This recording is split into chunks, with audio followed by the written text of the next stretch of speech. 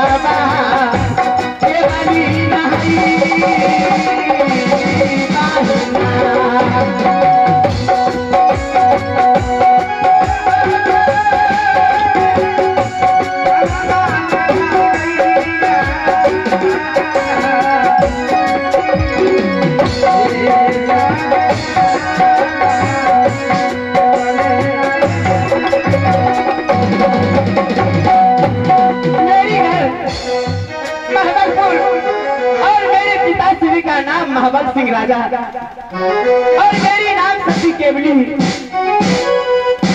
मैं अपने पिताजी का एक लौती पुत्री हूँ। मैं जब से महाबलपुर में जन्म लिए तब से मैं होश आने का बाद मैं माँ दुर्गा को पूजती आई हूँ। मैं सुबह उठकर माँ दुर्गा को मंदिर जाती हूँ। सबसे पहले उसे धूप दीप जलाकर प्रणाम करती हूँ।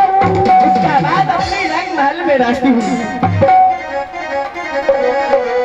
लेकिन हे भगवान, मेरी उम्र इतनी हो गई, लेकिन ना जाने मेरी राज में ना कोई नौरी, ना कोई नौकर, ना कोई समाज, कोई मुझे नहीं बताते हैं कि मेरी शादी कब होंगे, मेरे पिताजी कब मेरी शादी करेंगे। हे भगवान, सबसे पहले मैं नौरी को बुलाकर सारे बात पूछती हूँ। रंग महल का समाचार क्या है?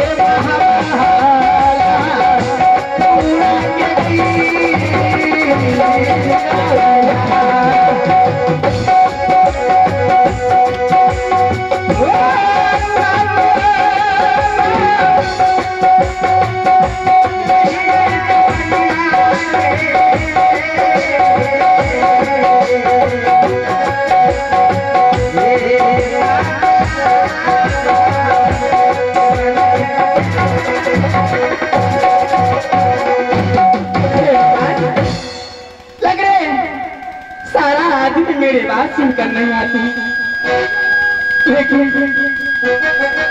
ये सारे बात छोड़कर मैं चाहती हूँ माँ दुर्गा को पूजा करके मैं अपने घर चली जाऊंगी। लेकिन मास्टर साहब, मेरे दर्द को कोई नहीं जानने वाले हैं, एक सिर्फ माँ शेरे वाली जानती है। लेकिन मैंने अपने पति को लिए कितने कितने व्रत किए। सुनो सुनो मासा तारा जियो सुनला, हे स्वामी कारण हम की सब कलिए। सुनो सुनो मासा तारा जी सुनला,